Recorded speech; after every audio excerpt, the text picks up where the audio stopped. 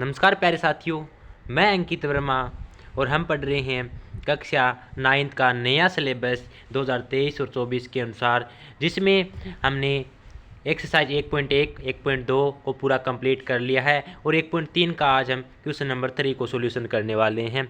तो विद्यार्थियों, बड़ा ही मज़ेदार और इंटरेस्टेड वीडियो लेक्चर होने वाला है, तो लास्ट तक बने रहना। तो चलिए स्टार्ट करते हैं क्वेश्चन नंबर 3 का सॉल्यूशन। क्वेश्चन क्या दिया हुआ है? निम्नलिखित को P/Q के रूप में व्यक्त कीजिए, जहां P और Q पूर्णांक है तथा Q नॉट इक्वल टू 0 है। ठीक, हमें इन क्वेश्चन को P/Q के रूप में दर्शाना है और जहां P और Q क्या होना चाहिए? पूर्णांक होना चाहिए, अर्थात पूरी संख्या होनी चाहिए। और जहां Q का मान क्या नहीं आना चाहिए? 0, कभी भी Q का मान नहीं आना चाहिए। तो चलिए इसे सिद्ध करते हैं।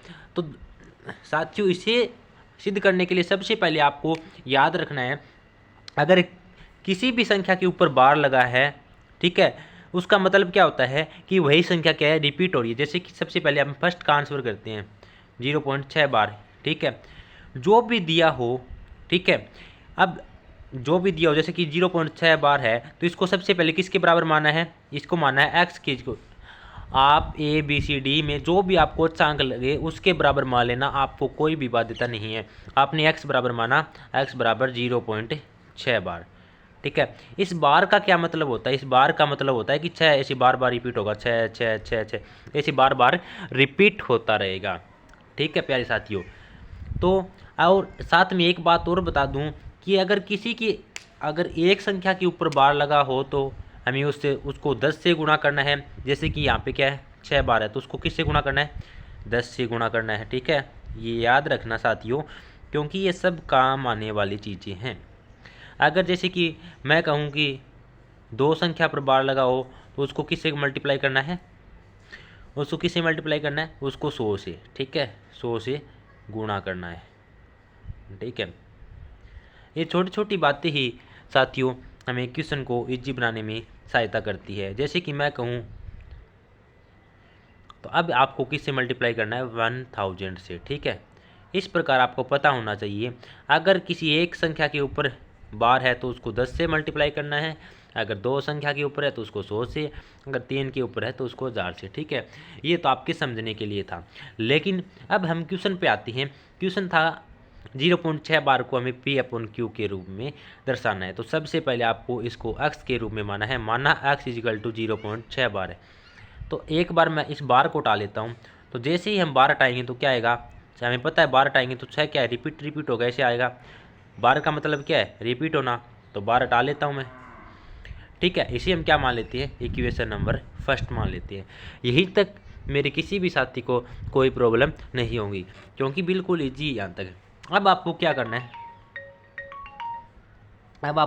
है? मेरे साथियों, अब आपको जो आपका 0.6 इक्वेशन है ना, इसको क्या करना है? इसको अब आपको 10 से मल्टीप्लाई करना है, ठीक है।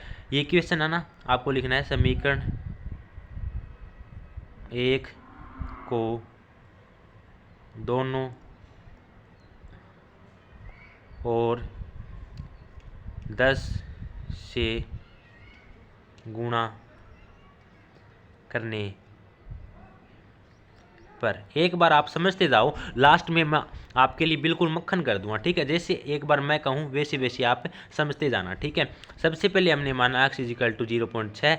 जैसे ही बार हटाया तो हमें पता चला ऐसी कोई संख्या है जो रिपीट हो रही है, ठीक है। अब हमें क्या करना है? इस जो इक्वेशन है इसको दोनों साइड 10 से मल्टीप्लाई करना है, ठीक है। क्या करना है? दोनों ओर मल्टीप्लाई करना है। तो दोनों ओर 10 से गुणा करेंगे तो क्या आएगा? देखो, 10 से क्यों गुणा किया? क्योंकि बार है वो एक संख्या के ऊपर है, तो 10 से गुणा करेंगे तो क्या आएगा? इस साइड 10 से गुणा करेंगे तो क्या होगा? 10 गुणा x, और इस साइड गुणा करेंगे तो क्या आएगा? हमेशा याद रखना, अगर कोई भी ऐसे आपके पास 0.6, 5 कुछ भी संख्या हो, अगर आप उसको 10 से गुणा करते हैं तो क्या आएगा? पॉइंट इधर आ जाता है, ठीक है। पॉइंट एक इधर आ जाता है, ठीक है, याद रखना। इसी तरह ये पॉइंट है वो इधर आ जाएगा, पॉइंट इधर लग जाएगा, ठीक है। तो यहाँ ना लगा के, ठीक है, तो क्या हो जाएगा? ये पॉइंट इधर आ जाएगा तो क्या बन जाएगा? 6.6, और आप पूरा गुना करके भी देख लेना और यही आंसर आएगा। तो इक्वेशन नंबर सेकंड क्या बन जाती है? यह बन जाती है। अब आपके पास 2 इक्वेशन आ जाती है, इक्वेशन नंबर फर्स्ट और सेकंड। अब आपको क्या काम करना है मेरे दोस्त? अब आपको समीकरण नंबर समीकरण 2 में से एक को घटाना है, समीकरण 2 में से एक को घटाना है। ठीक है, चलो घटाते हैं। तो समीकरण 2 में से समीकरण 1 को घटाते हैं। तो समीकरण 2 क्या आती है मेरे साथियों? समीकरण 2 को जिसमें से जिसको घटाना है, सबसे पहले देखो समीकरण 2 में से घटाना है तो समीकरण 2 ऊपर लिख लो। क्या है समीकरण 2? 10 गुणा एक्स, इसका मतलब 10x बराबर 6.666। ठीक है, इसमें से किसको घटाना है? इस इक्वेशन को घटाना है। x इजिकल टू 0.666 इसको घटाना है। ठीक है, तो चलिए घटाते हैं। जब भी आपको इस प्रकार का घटाना हो तो आपको क्या करना है, ये जो चिन्ह है ना, ये नीचे वाला, ये प्लस का है तो ये माइनस का, और ये भी माइनस का, क्योंकि घटा रहे हैं तो माइनस का। 10x में से 1x गया, कितना बचा? 9x। और इधर क्या बचेगा? देखो 6 का 6 गया 0, 6 में से 6 गया 0, 6 में से 6 गया 0, यहाँ पे क्या बचेगा? 6.000। इसका मतलब क्या होता है? 6.00 का मतलब 6 ही आएगा। 0 लिखो या ना लिखो कोई इफेक्ट नहीं पड़ेगा। ठीक है, तो क्या आएगा यहाँ पे? 9x इजिकल टू 6 आ गया, 9x इजिकल टू 6 आ गया।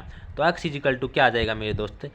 6 तो यहीं का यहीं, और 9 गुणा में था, इधर भेजेंगे तो भाग में चला जाएगा।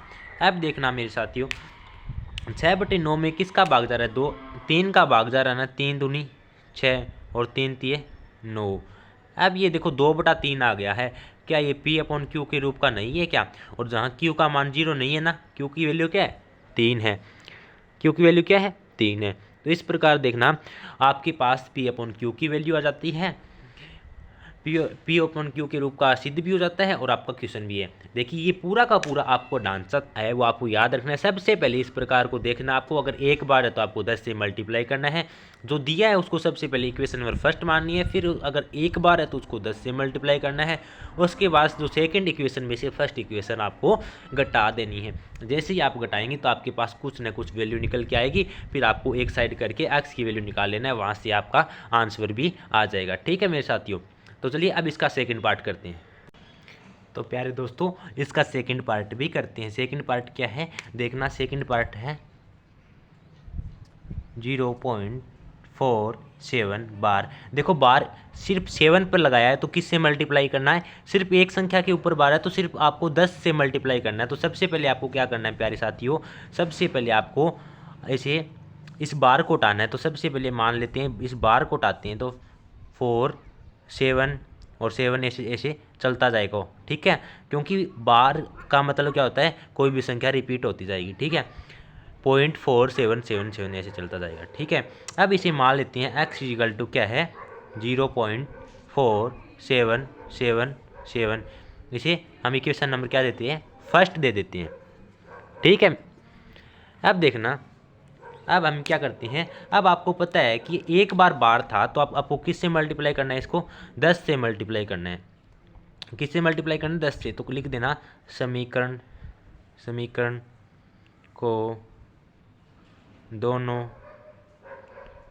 और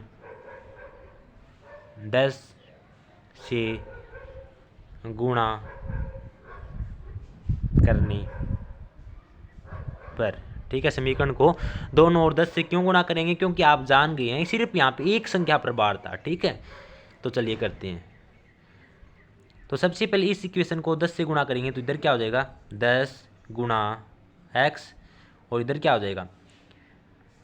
0.4777। इसको 10 से मल्टीप्लाई करना है। ठीक है, तो क्या हो जाएगा?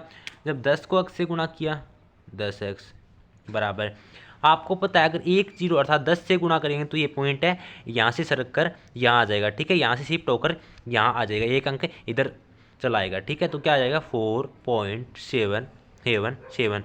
और आप इसको मल्टीप्लाई करके भी देख लेना।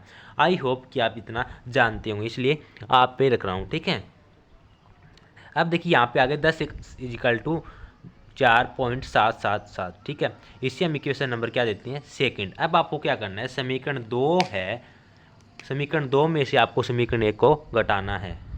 समीकरण 2 में से 1 घटाने पर समीकरण 2 में से ये घटाने पर, तो सबसे पहले जिसको घटाना है उसको लिख लो। समीकरण 2 कहाँ है, ये है, तो इसको लिख लो 10x = 4.77। इसमें से किसको घटाना है, समीकरण 1 को, तो समीकरण 1 इसके नीचे लिख लो। ठीक है, समीकरण 1 लिख लेते हैं। क्या है समीकरण 1, x = 0.477। ठीक है, इसको इसमें से घटाना है।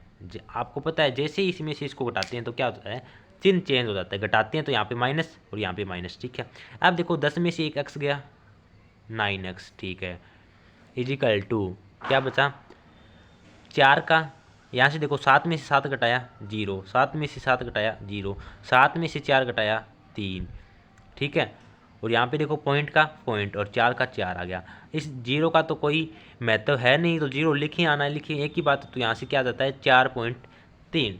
ठीक है, तो यहाँ से क्या आ जाता है 9x = 4.3 आ जाता है। ठीक है, अब क्या करते हैं, आपको पता है कि x की वैल्यू निकालनी है, तो x की वैल्यू क्या आ जाएगी, यहाँ से देखना, x की वैल्यू आ जाएगी 4.3, तो इधर का इधर ही, और 9 इसके गुणा में था तो इधर आएगा तो भाग में। ठीक है, अब आपने देखा कि x का मान आ गया 4.3/9, लेकिन अब भी आपके सामने एक समस्या बनी है कि ये पॉइंट आ गया, तो इस पॉइंट को हटाते हैं। तो आपको पता है अगर पॉइंट को हटाएंगे तो नीचे क्या लग जाएगा 10, तो 10 को 9 से गुणा किया तो क्या आएगा, 10 को 9 से गुणा करते हैं तो 90 आता है। ठीक है, तो ऊपर क्या बचा 43, और नीचे देखो 10 को 9 से गुणा किया 90, तो 43/90 इसका क्या आ जाता है, आंसर आ जाता है। और इस प्रकार इसका आंसर आपको करना था। आई होप कि आप ये सब समझ चुके होंगे और आपके लिए बिल्कुल ईजी हो चुका होगा। ठीक है मेरे प्यारे साथियों, आपने अगर ये पार्ट आपको समझ नहीं आया तो प्लीज़ लाइक कर देना, और जो इसका पार्ट नंबर 3 है वो भी सेम इसी की तरह प्रोसेस करना है। आपको वहाँ पे 3 बार है तो आपको किससे मल्टीप्लाई करना है, 1000 से मल्टीप्लाई करना है, और कुछ नहीं, सेम ऐसे की ऐसे प्रोसेस है। ठीक है, तो प्यारे साथियों अभी मेरे पास टाइम कम है, इसलिए मैं आपको वो पार्ट नंबर 3 नहीं करा सकता, लेकिन बिल्कुल ईजी है। आप अगर कमेंट कर देना, आपसे नहीं होता है तो मैं वापस उस पर वीडियो बनाऊंगा। लेकिन मेरे साथियों कभी भी क्वेश्चन को मत रटना, क्योंकि मैथ रटने वाली चीज़ नहीं है। अगर मैथ को आपने रटने की कोशिश की तो मैथ है वो आपको बहुत ही गंभीर रूप से चोट पहुंचा सकती है, लेकिन मैं नहीं चाहता। ठीक है, तो प्यारे साथियों अगर आपको ये वीडियो अच्छी लगी है तो प्लीज़ लाइक ज़रूर कर देना, और चैनल पे नए हो तो सब्सक्राइब कर लेना, जो पास में बेल आइकन उसे भी प्रेस कर लेना, ताकि आने वाले सभी वीडियो के नोटिफिकेशन मिलते रहे। तो विद्यार्थियों मैं आपको बता देना चाहता हूँ, आपको कक्षा 9 का सभी नया सिलेबस आपको इस चैनल के माध्यम से प्रोवाइड कराया जाएगा। आपको हर एक क्वेश्चन का आंसर दिया जाएगा, तो आपको कहीं भी डरने की आवश्यकता नहीं है। तो हम मिलते हैं नेक्स्ट क्वेश्चन नंबर 4 के साथ। तब तक के लिए जय हिंद, जय भारत।